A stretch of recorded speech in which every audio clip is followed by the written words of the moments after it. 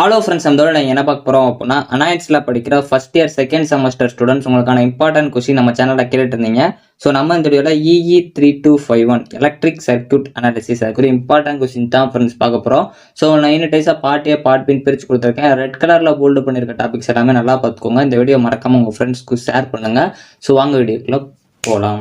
Okay friends, first எடுத்து பார்த்தீங்க அப்படின்னா EE3251 எலக்ட்ரிக் சர்க்யூட் அனாலிசிஸ் அதுக்கு இம்பார்ட்டன்ட் கொஸ்டின் தான் ஃப்ரெண்ட்ஸ் பார்க்க போகிறோம். ஸோ நான் யூனிட்டைஸாக பார்ட் ஏ பார்ட் பின்னு பிரித்து கொடுத்துருக்கேன். ரெட் கலரில் போல்டு பண்ணியிருக்க டாபிக்ஸ் எல்லாமே நல்லா பார்த்துக்கோங்க. யூனிட் 1 பார்ட் பி பொறுத்த வரைக்கும் உங்களுக்கு மிஸ் கரண்ட் மெத்தட் இது ரொம்ப முக்கியமான ஒன்று. ஸோ இதில் சர்க்யூட்ஸ் தான் உங்களுக்கு நிறைய கேட்பாங்க. அதனால சர்க்யூட்டாக பார்த்துக்கோங்க. 2 மார்க் பொறுத்த வரைக்கும் உங்களுக்கு டெஃபினிஷனாக எக்ஸ்பிளைன் பண்ணுற மாதிரி இருக்கும். அதனால 2 மார்க் பொறுத்த வரைக்கும் ஷார்ட்டாக பார்த்துட்டு ப்ரீஃபாக பார்க்குறப்போ அந்த சர்க்யூட் அதோட டயக்ராம்ஸ் எல்லாமே நல்லா பார்த்துக்கோங்க. யூனிட் 1 பார்ட் ஏ பொறுத்த வரைக்கும் உங்களுக்கு கிச்சாஃப் லா ரொம்ப முக்கியமான ஒன்று. ஸோ அதே மாதிரி காம்ப்ளெக்ஸ் இம்பிடன்ஸ் ரொம்ப முக்கியமான ஒன்று. பவர் ஃபேக்டர் இதுவும் ரொம்ப முக்கியமான ஒன்று.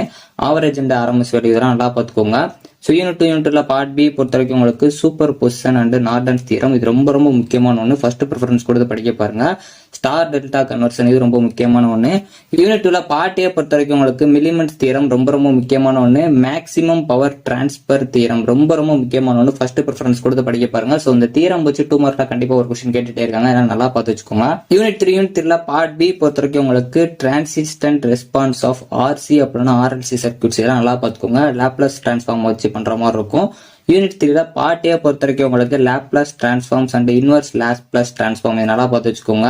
ஸோ யூனிட் 4 பார்ட் பி பொறுத்த வரைக்கும் உங்களுக்கு சிங்கிள் டனல்ட் சர்க்யூட்ஸ் ரொம்ப முக்கியமான ஒன்று. சீரிஸ் அண்ட் பேரலல் ரெசோனன்ஸ் இதுவும் நல்லா பார்த்து வச்சுக்கோங்க.